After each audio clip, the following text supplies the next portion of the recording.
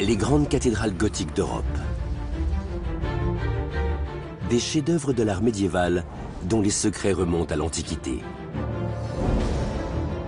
Comment leurs bâtisseurs ont-ils pu construire des édifices aussi hauts avec les procédés techniques dont ils disposaient? S'agissait-il pour eux d'un moyen d'exprimer la force de leur foi? C'est un ouvrage remarquable tant par la taille que par le symbole. C'est une construction titanesque. Les dernières innovations scientifiques vont nous permettre de percer les secrets des techniques de fabrication qui protègent ces colosses de pierre. Ils tremblaient sûrement à l'idée que l'attraction terrestre fasse vaciller leur construction. La clé du mystère réside dans l'analyse pierre par pierre de ces mégastructures du Moyen-Âge. C'est en plongeant au cœur des murs, des voûtes et des fondations de ces géants que nous pourrons découvrir les secrets de ces merveilles venues du passé.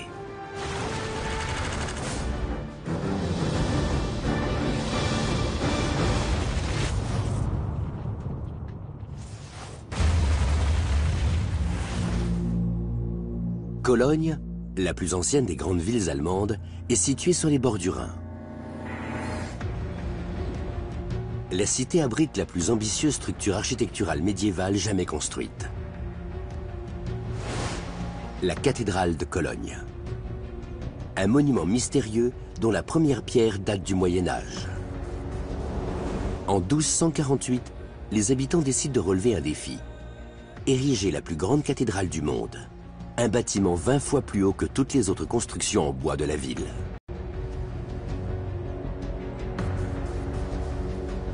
Aujourd'hui encore, la taille phénoménale du monument interpelle les experts qui tentent d'en percer les mystères. C'est incroyable de se dire que des hommes du Moyen-Âge ont pu concevoir et bâtir une église de cette taille avec les moyens dont ils disposaient. C'est un édifice titanesque.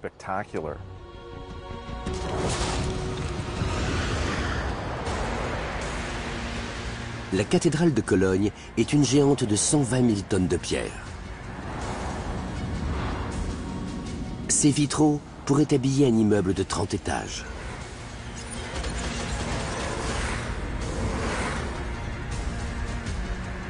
D'énormes ogives de pierre soutiennent son plafond,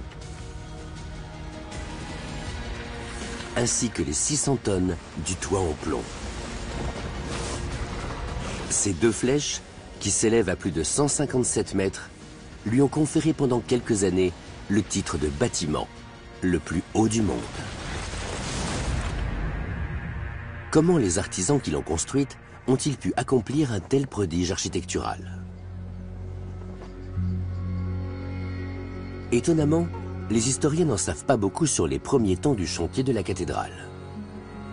Peu d'archives ont été conservées jusqu'à nos jours. L'architecte Doug Pritchard se propose de redécouvrir les étapes de la construction du bâtiment en étudiant une à une les pierres de l'édifice. Pour y parvenir, il dispose de l'un des outils les plus perfectionnés qui soit, un scanner laser 3D. Cette machine va lui permettre de pénétrer à l'intérieur même des pierres du bâtiment. Ce scanner est vraiment incroyable. Il peut enregistrer près d'1 million de points par seconde. Le scanner effectue des relevés à 360 degrés et nous permet de visualiser toutes sortes d'éléments, comme la profondeur des voûtes ou la taille des colonnes, de façon extrêmement précise. En combinant toutes ces données, on obtient une carte en 3D de la cathédrale. Aujourd'hui, Doug Pritchard va ajouter une nouvelle pièce au puzzle de la basilique. Bonjour. Bonjour. Son objectif, le balcon central. Utiliser le scanner pour mettre au jour la structure interne de la cathédrale va lui permettre d'en comprendre l'agencement. L'une des grandes qualités de ce scanner, c'est de pouvoir extirper des informations de la matière inanimée. On pourra ainsi connaître les principes d'architecture et d'ingénierie utilisés pour faire tenir le bâtiment. Le scanner projette un rayon laser invisible jusqu'à 187 mètres de distance. Chaque fois que le rayon rencontre un objet solide, il ricoche et renvoie un signal.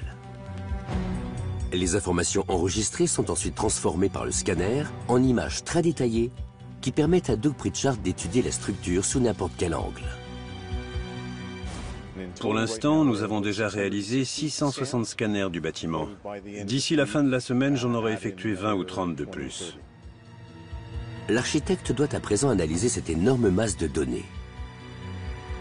Pourtant, il parvient déjà à entrevoir le plan général des bâtisseurs à l'origine de cette fabuleuse église. Les deux tours sont visibles à des kilomètres à la ronde. À leur sommet, les flèches sont ouvertes pour offrir moins de résistance au vent. En bas, le poids colossal des tours est soutenu par d'épaisses murailles de pierre. Derrière celle-ci se cache une église élégante, avec une structure faite de grands arcs élancés. Curieusement, le squelette de la cathédrale ressemble à celui d'un gratte-ciel moderne, alors qu'il est le fruit de l'imagination de maîtres d'œuvre du Moyen-Âge, des hommes qui ont vécu il y a plus de 7 siècles. Comment ces artisans ont-ils pu envisager la construction d'un tel bâtiment?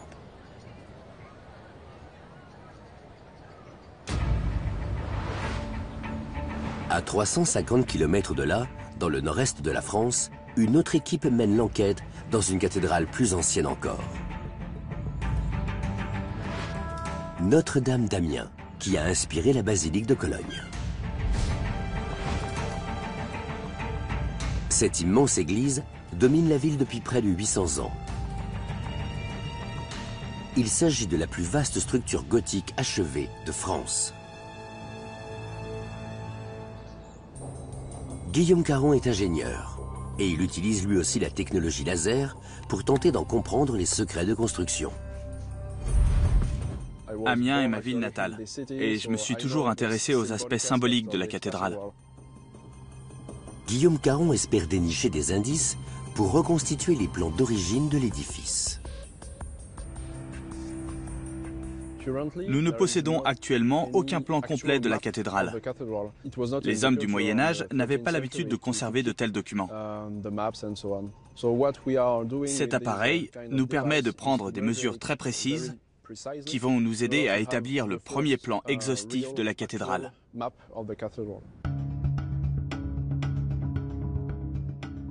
La précision des images de synthèse permet de repérer tout élément qui sort de l'ordinaire. À l'extérieur, l'historien de l'art Étienne Hamon cherche à percer un mystère différent. Donc c'est une partie de la cathédrale très intéressante pour les historiens de l'architecture parce qu'elle est vraiment la clé de la compréhension de l'histoire de l'édifice. L'historien est intrigué par un léger défaut de la façade sud de la cathédrale. La section centrale est inclinée. La déformation, on la voit très nettement se dessiner entre les deux contreforts verticaux. Elle concerne la corniche qui se trouve juste au-dessus de la pointe du gable du portail. Cette corniche est effectivement inclinée de l'ordre d'une trentaine de centimètres. Ce défaut, évident sur les images du scanner, n'est pas visible depuis le sol. Ces déformations sont une véritable énigme. Pour les hommes du XIIIe siècle, ces déformations étaient pratiquement invisibles. S'agit-il d'un défaut de construction ou le résultat d'une tentative d'articulation de deux parties de l'église construites à des époques différentes? Pour Étienne Hamon, seul le scanner permettra d'éclaircir ce mystère. Surtout, ces technologies nous permettent d'avoir une représentation précise au millimètre de l'ensemble des structures de la cathédrale, à la fois sur le plan horizontal et sur le plan vertical, qui nous donne la possibilité de comprendre éventuellement l'origine de ces déformations, mais surtout de comprendre comment les hommes du Moyen-Âge ont pallié un certain nombre de difficultés qu'ils ont dû rencontrer au cours de la construction. Les nouvelles technologies permettent aux historiens de mieux appréhender l'étendue des connaissances des bâtisseurs médiévaux et les immenses défis qu'ils ont dû surmonter. La construction de Notre-Dame d'Amiens débute en 1220. Comme pour les cathédrales de la région parisienne, les maîtres d'œuvre aspiraient avant tout à se rapprocher de Dieu. L'évêque d'Amiens voulait qu'on bâtisse la cathédrale la plus haute et la plus vaste de France. À l'époque, il y avait une grande rivalité entre les différentes cités médiévales. C'était à celle qui érigerait l'église la plus imposante. D'après les relevés de Guillaume Caron, l'arcade centrale mesure 43 mètres de hauteur. Pourtant, ces colonnes sont étonnamment fines. Le scanner nous donne un premier aperçu des détails de l'édifice, comme ici, les colonnes du transept. Jusqu'au XIIe siècle, des colonnes aussi fines et élancées n'auraient jamais pu soutenir le poids d'un tel bâtiment. Comment les bâtisseurs français sont-ils alors parvenus à résoudre un problème dont les architectes de la Rome antique n'avaient pu venir à bout? La solution réside dans la forme des arcades. Dans une arche romaine classique, les pierres au sommet exercent une poussée latérale vers chaque colonne. Plus on construit en hauteur, plus les colonnes se bombent sous la pression et finissent par s'affaisser.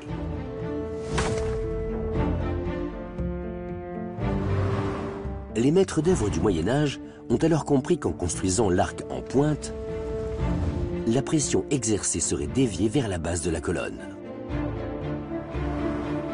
Les piliers peuvent alors soutenir un poids plus important, ce qui permet de construire des arcades plus hautes et des églises plus grandes.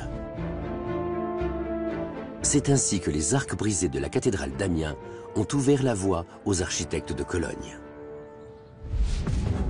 L'une des premières cathédrales de France à mettre en pratique cette technique et ce nouveau style architectural est Notre-Dame.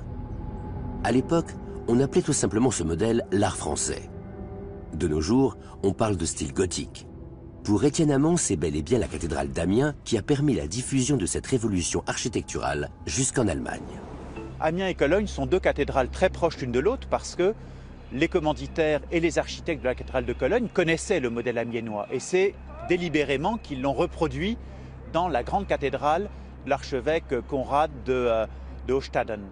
L'archevêque utilise le modèle amiénois mais demande à son architecte de le moderniser. Et c'est ça qui fait l'intérêt de la cathédrale de Cologne, c'est qu'elle intègre les dernières nouveautés de l'architecture française dite rayonnante, celle de la région parisienne, qui à partir des années 1230 commence à offrir des nouveaux modèles pour l'architecture européenne. Pourquoi construire un édifice aussi gigantesque? La réponse se trouve au cœur de la cathédrale, dans cette châsse d'or massif. On dit qu'elle contient les reliques des rois mages. Peter Fusnich est l'actuel architecte en chef de la cathédrale. Vous avez vérifié l'éclairage de la voûte? Il est à la tête d'une équipe de plus de 70 personnes chargées de l'entretenir.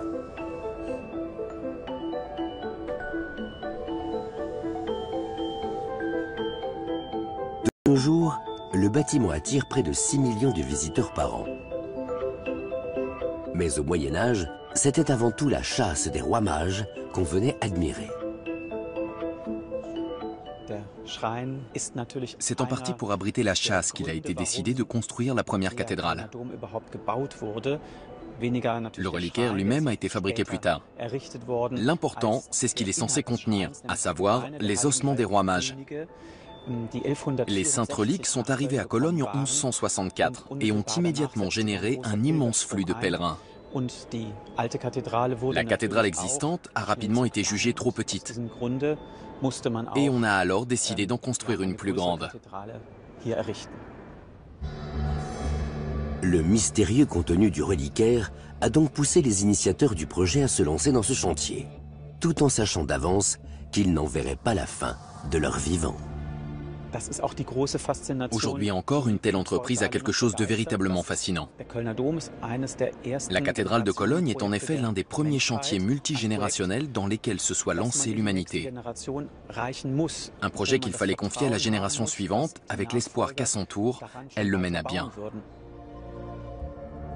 Ces hommes comptaient sur les générations futures pour relever un véritable défi. Comment construire une église très lumineuse et capable d'accueillir 20 000 fidèles?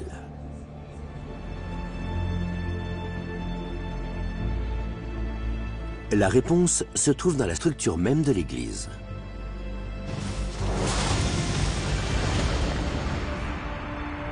Si les tours reposent sur d'épais piliers de pierre qui les empêchent de s'écrouler, la nef elle-même est davantage ouverte sur l'extérieur. L'édifice contient suffisamment de verre teinté pour recouvrir un terrain de football. Les murs supérieurs du centre de la cathédrale sont presque entièrement composés de vitraux de quelques millimètres d'épaisseur. Les murs sont surmontés d'un lourd toit de plomb.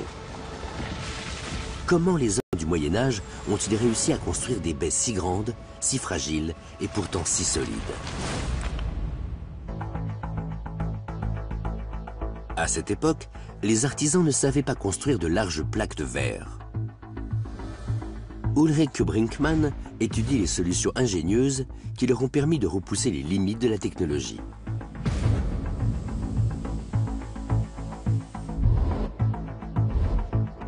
Les verriers divisaient chaque fenêtre en panneaux et fabriquaient le vitrail à partir de minuscules morceaux de verre maintenus par des baguettes de plomb. Au Moyen-Âge, le verre était soufflé à la bouche par les artisans, qui utilisaient une longue canne de verrier. Les peintres verriers ne disposaient donc que de morceaux de verre d'une taille limitée pour composer les vitraux. Des siècles entiers de poussière disparaissent sous la brosse de Peter Beckenkopf, expert en restauration d'œuvres d'art. Il met ainsi au jour le savoir-faire des artisans. C'est un travail qui requiert une grande délicatesse. Il est impératif que les restaurateurs sachent à quoi ils ont affaire. Ils doivent être très expérimentés dans ce domaine. Ici, on voit que les dépôts sombres sur le verre peuvent être retirés par chance, sans trop de problèmes. Le nettoyage laisse les fragments de verre bien sombres. Ce n'est qu'à la lumière qu'ils prennent vie. Au Moyen-Âge, on considérait que la lumière était une matière. Mais personne ne pouvait expliquer comment celle-ci pouvait traverser certains matériaux, comme le verre, sans les endommager. Les détails minutieux n'avaient aucune chance d'être aperçus des croyants depuis le sol de la cathédrale. En revanche, le kaléidoscope de verre créait l'impression que l'église s'élançait vers des hauteurs célestes. À l'époque, pénétrer dans la cathédrale devait être une expérience à couper le souffle. Le soleil transperçait les vitraux pour baigner la nef d'une lumière divine. C'était sûrement très impressionnant. Ça l'est encore aujourd'hui, mais ça devait l'être encore plus au Moyen-Âge, quand les gens vivaient dans de petites maisons mal éclairées. La hauteur des baies vitrées est aussi leur plus grande faiblesse. Une construction en arc brisé permet d'ériger de grandes et belles églises, avec de hautes fenêtres. Mais c'est aussi prendre le risque que toute la structure ne s'effondre. Des murs de soutien, qu'on appelle contreforts, permettent de maintenir l'édifice, mais occultent une partie de la lumière et bloquent l'accès aux collatéraux. Les architectes médiévaux ont alors décidé de les remplacer par ce qu'on appelle des piliers de culée, lesquels portaient des étais latéraux pour former des arcs-boutants. C'est la solution qui a été adoptée pour conserver les immenses vitraux et permettre à la lumière du Seigneur de pénétrer dans la cathédrale.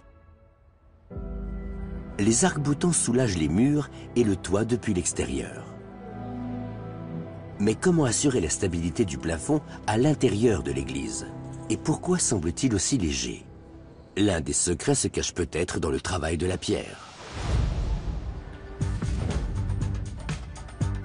Wolfgang Küpper est l'un des 20 tailleurs de pierre attachés à la restauration de la cathédrale. Il travaille le calcaire, une roche qui exige une précision extrême. On utilise ce type de lame en dents de scie employée par les métallurgistes pour pouvoir entamer la pierre plus facilement. Les tailleurs de pierre s'apparentent à des chirurgiens opérant un patient de 750 ans. Wolfgang Küpper travaille actuellement à la copie d'un ornement de pierre qu'on appelle un dais. En ce moment, je sculpte un des fleurons. Je dois tailler les creux autour du motif et ôter les débris pour dégager la forme des feuilles. C'est un vrai travail de précision. Le bloc de pierre d'origine est beaucoup trop abîmé pour être réparé. Ce dais a été endommagé pendant la Seconde Guerre mondiale. Tout l'avant a été arraché. Il ne reste plus que l'arrière. Sculpter une reproduction devrait exiger 1 an et demi de travail. C'est vraiment épuisant de se concentrer sur une seule tâche pendant aussi longtemps sans dévier de sa trajectoire. C'est vraiment éprouvant pour les nerfs. Et bien sûr, je ne suis pas à l'abri d'une erreur. Personne n'est parfait. C'est grâce à l'immense savoir-faire des prédécesseurs de Wolfgang Küpper que la cathédrale tient encore debout de nos jours. Les architectes du Moyen-Âge sont parvenus à assurer l'équilibre du plafond à l'intérieur de l'église. Mais comment ont-ils fait? Au lieu d'élever d'épais murs de pierre pour porter le plafond, ils ont construit des arcs brisés qui s'entrecroisent comme les côtes d'une cage thoracique. Chaque compartiment, composé d'une fine couche de briques bien lisses, forme ce qu'on appelle un plafond en croisée d'ogives.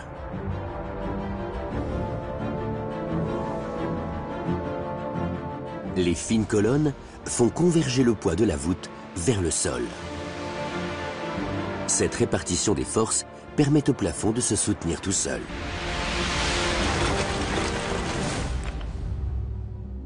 La formidable pression exercée sur la voûte explique qu'il suffirait de quelques pierres mal placées pour déséquilibrer l'ensemble.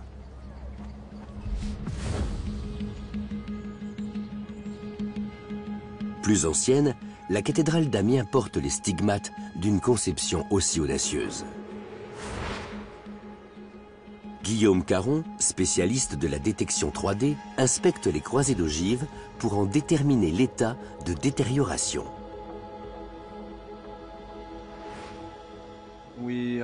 On a repéré une grosse fissure sur le plafond. On a pu la mesurer avec le scanner laser. Voici l'image obtenue. Les résultats révèlent une fissure de 5 cm de largeur. On a localisé d'autres fissures dans la nef de la cathédrale, au-dessus de ce vitrail. Guillaume Caron n'est pas en mesure d'expliquer l'origine de chaque fissure. Mais les spécialistes estiment qu'il s'agit d'un défaut de conception inhérent à la cathédrale. À l'extérieur, les arcs-boutants trop élevés peinent à encaisser le poids du toit. Certains côtés se sont affaissés en déchirant les croisées d'ogives. L'avenir de l'édifice pourrait être compromis. Les derniers relevés ont montré que la fissure mesurait environ 5 cm d'épaisseur. Nous avons comparé les résultats avec les mesures d'il y a 4 ans. Apparemment, la fissure ne s'agrandit pas, ce qui est plutôt une bonne nouvelle pour la cathédrale.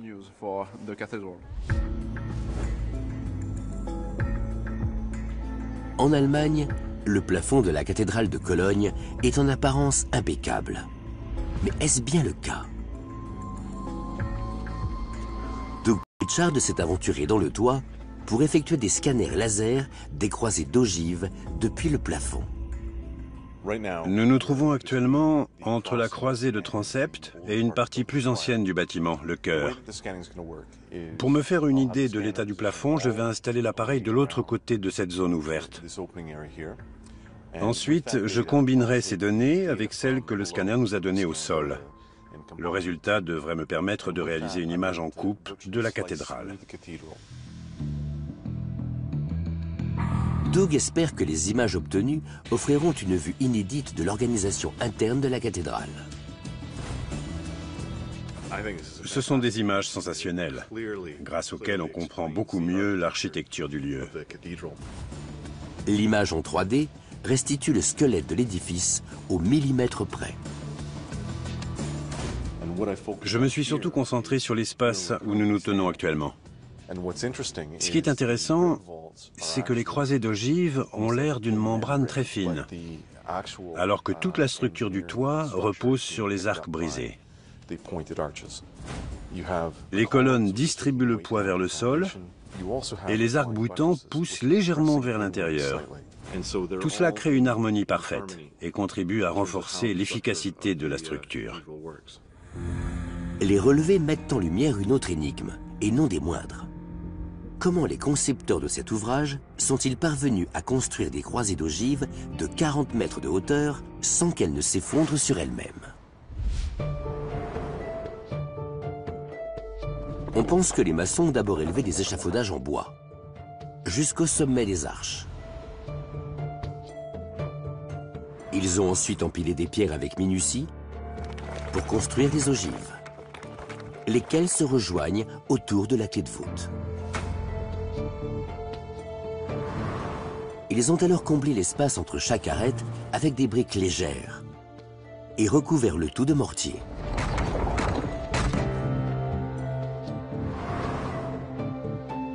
Enfin, ils ont démonté les échafaudages en priant pour que le plafond tienne.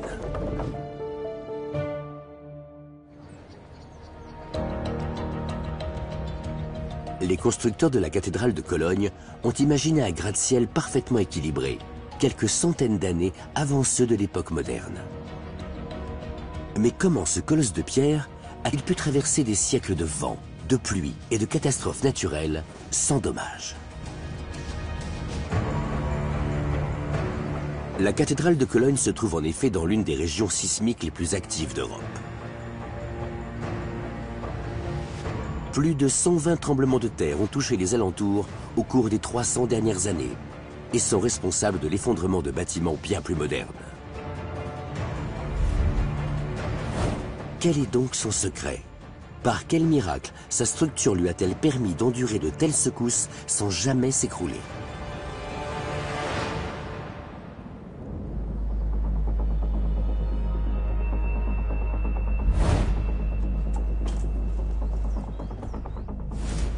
Klaus Guy Hinsen est sismologue à l'Université de Cologne. Il emmène une équipe de spécialistes sous les toits de la cathédrale. Ils viennent relever des données relatives aux réactions du bâtiment face au tremblement de terre. Nous avons installé ce dispositif de contrôle en 2006. Nous passons de temps en temps vérifier l'état du système et faire des opérations de maintenance. Appui sur CTRL F. Ces instruments sont des détecteurs de présence. Ils repèrent le moindre mouvement dans la structure de la cathédrale. L'écran de gauche indique les mouvements au sol enregistrés en ce moment même. Pour vérifier que l'appareil fonctionne, il me suffit de taper du pied. Et on voit que le détecteur est plutôt sensible. Même à 2 mètres de distance, on a un signal qui s'enregistre. Cet équipement permet d'imaginer ce qui se passerait en cas de tremblement de terre. La région a connu plusieurs séismes dont les magnitudes oscillaient entre 6,5 et 7 au cours des 20 000 ou 30 000 dernières années. Géologiquement, c'est un laps de temps très court. Un tremblement de terre de cette ampleur pourrait frapper à tout moment. Le scientifique redoute l'effet que pourrait avoir un tel séisme sur les voûtes. Cet appareil-ci, installé au fond du grenier, a été réglé pour enregistrer les mouvements de la voûte au-dessus du chœur. Nous nous trouvons à environ 47 mètres du sol. Cette partie de la cathédrale est très exposée en cas de séisme, parce que même si les murs sont plus solides, ils pourraient se fissurer et s'effondrer. Pourtant, les relevés indiquent une réalité toute différente. Voilà le relevé d'un séisme bien réel qui s'est produit à environ 90 km d'ici avec une magnitude de 4,5. Le tracé rouge correspond à ce qui a été enregistré dans les sous-sols. Ce signal nous informe des vibrations ressenties par l'édifice. Il faut le comparer au tracé bleu qui correspond au mouvement des tours. On voit bien ici qu'elles se sont balancées d'avant en arrière pendant plusieurs minutes, ce qui nous a permis d'enregistrer le mouvement. C'est un nouveau tour de force de la cathédrale. Comment ces concepteurs ont-ils pu créer des tours qui oscillent comme des balanciers au lieu de s'écrouler.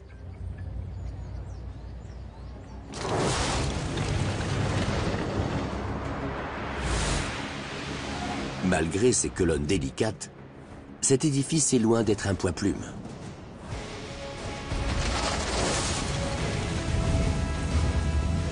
Les ingénieurs médiévaux s'étaient chargés de bien répartir ce poids grâce à des fondations cachées.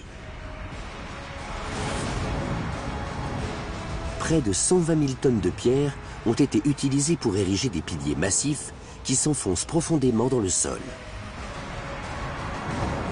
La partie enterrée est aussi lourde que la partie visible. La cathédrale repose ainsi sur un équilibre parfait.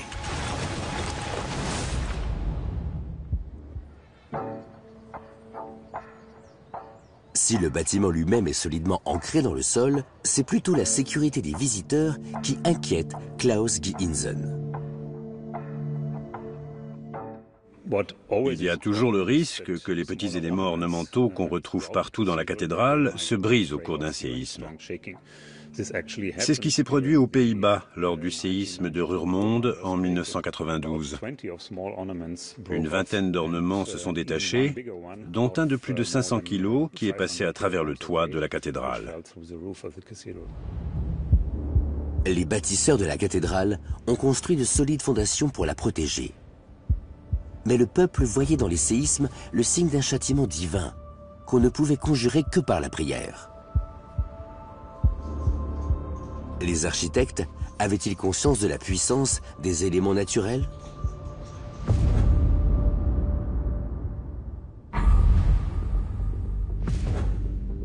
Ruth Stinsbeck enquête sur les connaissances des hommes de l'époque. Les archéologues ont commencé à prospecter sous la cathédrale dans les années 1940. En 2008, ils ont été autorisés à creuser un tunnel sous les fondations elles-mêmes.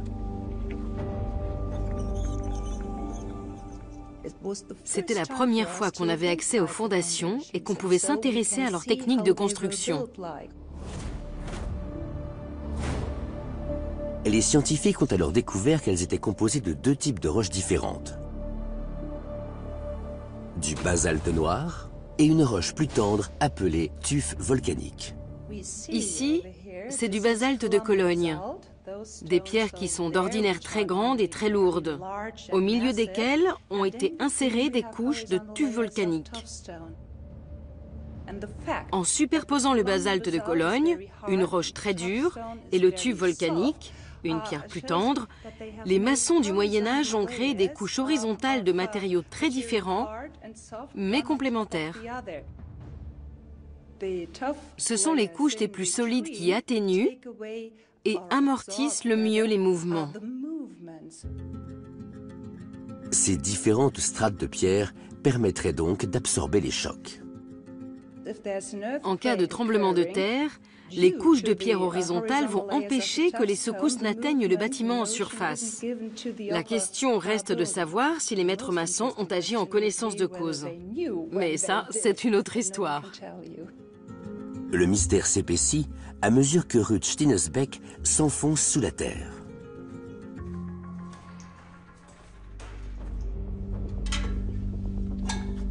Ses recherches l'entraînent vers un site de fouilles archéologiques sous le sol de la cathédrale. Les archéologues ont découvert avec stupéfaction que les piliers descendaient jusqu'à 16 mètres sous terre, soit environ la profondeur des fondations de l'Empire State Building à New York. Mais c'est au pied des piliers qu'ils ont fait leur découverte la plus surprenante. Voilà le bip. De l'eau. Voilà les résultats. Nous sommes à 10,47 mètres du niveau de l'eau. Les fondations se trouvent à 1 mètre à peine au-dessus de la nappe phréatique. Pourquoi les architectes médiévaux auraient-ils pris le risque d'inonder leur propre chantier? Pour l'archéologue, ils craignaient un danger encore plus grand. Le sable. La ville de Cologne, et par conséquent la cathédrale, repose sur un lit de sable et de gravier qu'on retrouve naturellement dans les sous-sols de celle-ci. Le sol n'est pas solide, il n'y a rien que du sable. Les ingénieurs médiévaux craignaient que la cathédrale soit avalée par le sable du sous-sol. Ils ont alors décidé de construire des fondations aussi profondes que possible pour diminuer ce risque. Mais comment ont-ils réussi l'exploit de creuser dans du sable?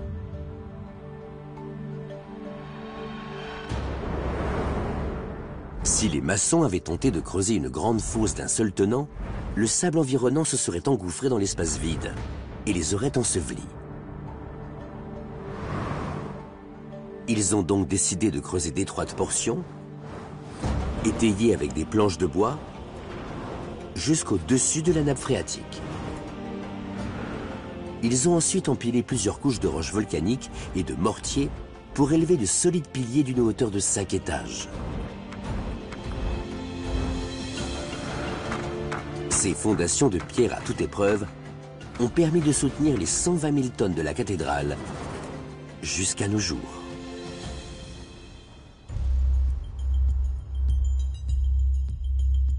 Les archéologues ont mis au jour les vestiges de l'ancien chantier.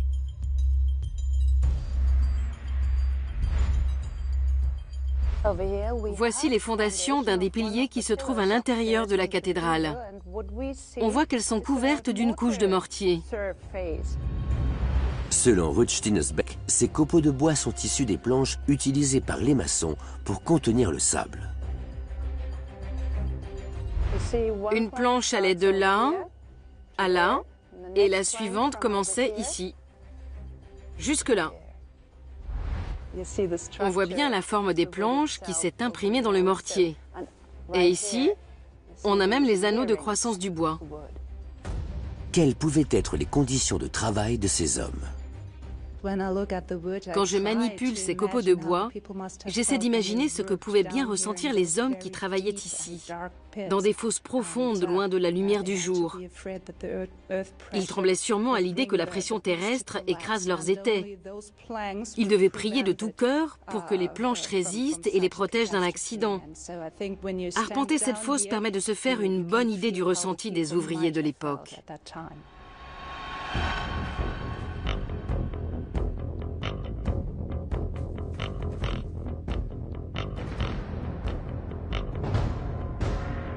Les archéologues sont loin d'avoir fini leur travail d'exploration souterraine. Mais le bâtiment en surface recèle bien d'autres surprises.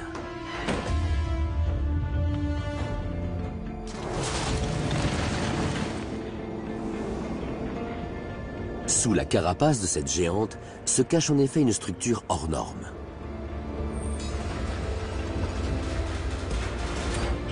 Une gigantesque charpente composée de minces étais de fer forgé destinée à soutenir les 600 tonnes du toit. Avant la construction de la Tour Eiffel, il s'agissait là de la structure en fer la plus complexe au monde. Comment expliquer la présence anachronique d'une telle charpente dans un bâtiment médiéval ? Les archives et les plans datent l'arrêt du chantier de la cathédrale dans les années 1530. Les travaux ont repris près de 300 ans plus tard, ce qui soulève une nouvelle question. Comment les architectes du 19e siècle sont-ils parvenus à terminer le bâtiment? Peter Fusnich, architecte en chef de la cathédrale, détient la réponse. Un dessin du XIIIe siècle qui représente les deux tours. Ce croquis que l'on croyait perdu a été retrouvé par hasard 6 siècles plus tard. Les architectes chargés de reprendre le chantier au XIXe siècle ont eu la chance inouïe de tomber sur ce plan qui date du Moyen-Âge. Ils ont ainsi pu construire la façade et achever le rêve de leurs prédécesseurs. Le croquis, intitulé Plan F, aux allures de plan moderne, ne porte pourtant aucune indication de dimension ni instruction. Ce croquis n'a rien d'un plan de construction. Il était destiné à obtenir le soutien de ceux qui finançaient le projet. Comment poursuivre le chantier avec ce dessin comme seule directive ?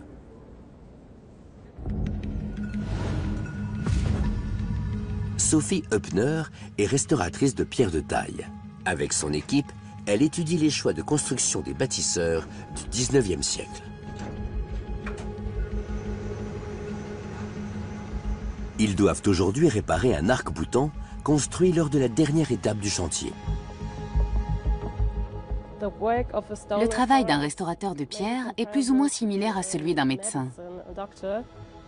Les tailleurs de pierre du Moyen-Âge avaient eu recours à une roche dure, appelée trachyte. En revanche, les arcs-boutants du 19e siècle ont été taillés dans du grès, une roche tendre qui commence déjà à s'effriter. Cette zone se trouve dans un état de détérioration avancée.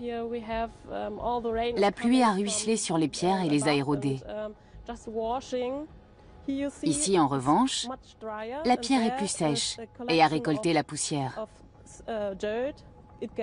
Les traces noires sont dues à la pollution de l'air.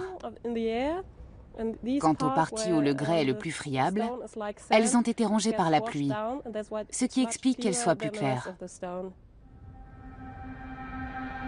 Sophie Hübner doit évaluer l'étendue des dégâts. Elle commence par mesurer les réactions de la pierre à la pluie. Il suffit d'une goutte pour voir que la pierre absorbe l'eau comme une éponge. Quand il pleut, la pierre pompe l'eau dans ses pores. Puis quand elle sèche, elle en rejette tous les micro-éléments, lesquels s'accumulent à la surface. L'une des solutions consiste à traiter le grès avec un produit chimique imperméable. Ce bloc a été recouvert d'un agent hydrophobe.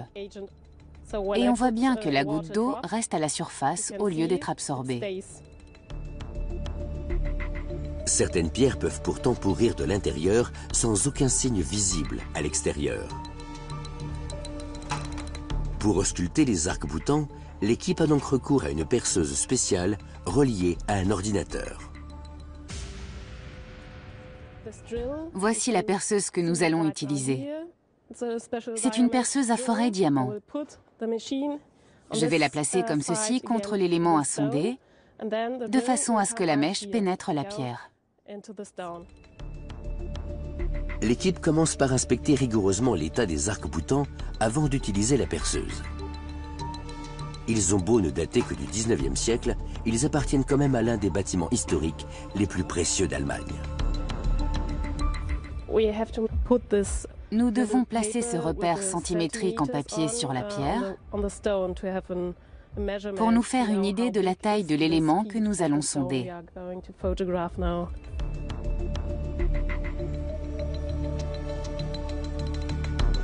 Après avoir photographié l'emplacement où la perceuse va forer la pierre, l'équipe se met au travail.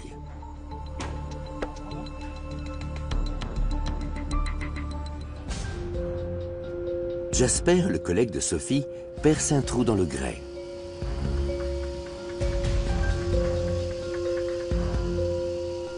L'ordinateur permet de mesurer le taux de résistance aux forêts. C'est un indice de l'état de fragilité de la pierre. Les résultats sont inquiétants. Les relevés ne sont pas bons du tout. Les 2 ou 3 premiers millimètres étaient plutôt encourageants, parce que la pierre résistait bien. Puis, la courbe du graphique s'est complètement effondrée, ce qui signifie que la pierre est plus tendre à cet endroit. Ensuite, la pierre durcit à nouveau, comme l'indique le graphique qui remonte aux alentours de 7 mm. On le voit nettement ici. L'équipe va devoir réparer ou remplacer l'arc-boutant, car la pierre ne résistera pas éternellement. Nous allons utiliser un agent consolidant pour durcir la pierre et procéder à de nouveaux examens pour voir si le traitement est efficace. Les constructeurs médiévaux n'étaient pas en mesure d'imperméabiliser les pierres comme le font Sophie et ses collègues. Ils ont eu recours à un autre moyen de protection. Ces monstres de pierre, connus sous le nom de gargouilles. Ce sont des chéneaux camouflés destinés à évacuer l'eau de pluie.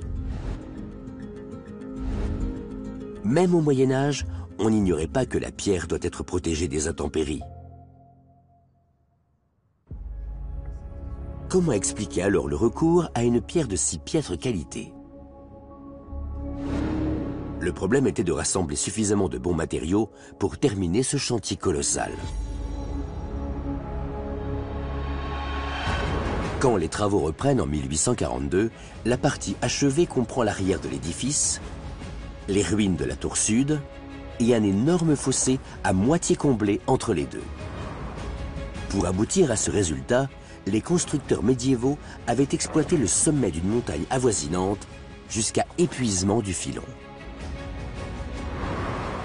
Leurs successeurs du 19e siècle doivent donc rassembler des milliers de tonnes de grès.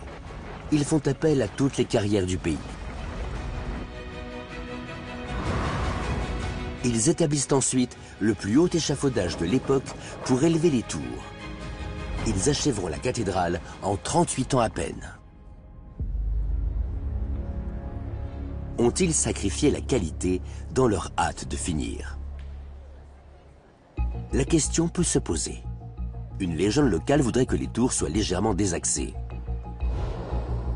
L'architecte Doug Pritchard va utiliser son scanner pour mesurer leur hauteur réelle. Un certain mystère plane autour de la hauteur des deux tours. On se demande par exemple si l'une ne serait pas plus grande que l'autre. Le scanner devrait nous éclairer sur ce point. Doug Pritchard prend l'ascenseur pour atteindre le cœur de la tour nord.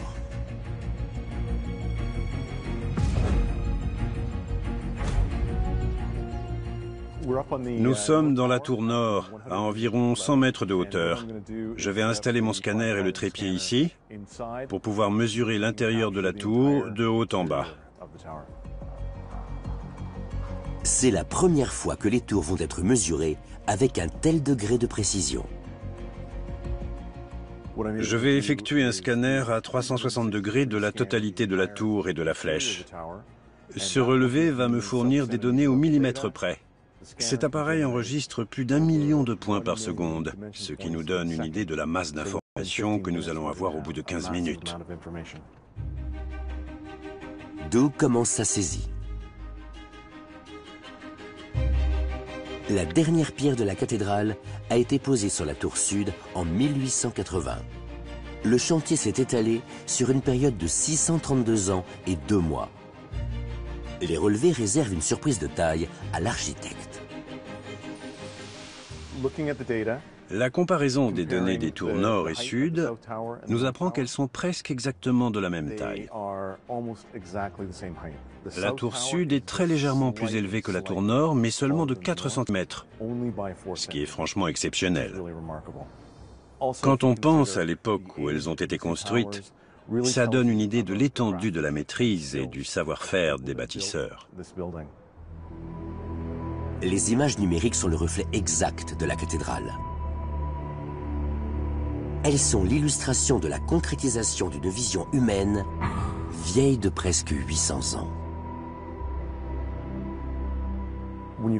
Quand on compare la cathédrale aux bâtiments modernes, ce qui frappe avant tout, c'est que tout a été fait à la main par des artisans, depuis la plus petite pierre jusqu'à la structure générale de l'édifice.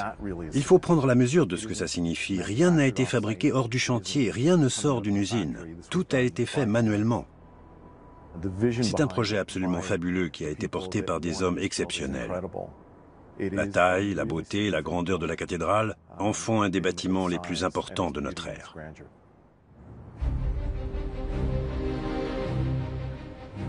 À l'image de sa sœur aînée Damien, la cathédrale de Cologne est une extraordinaire prouesse architecturale.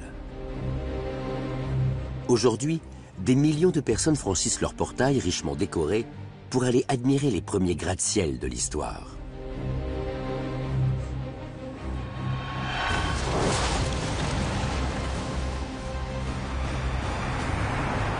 La cathédrale de Cologne continue de forcer le respect de ses visiteurs.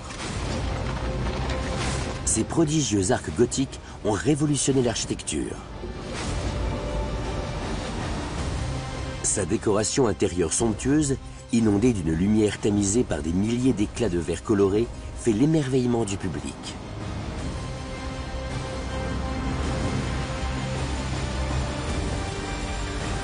La taille de l'édifice, comme sa complexité structurelle, continue de stupéfier les ingénieurs.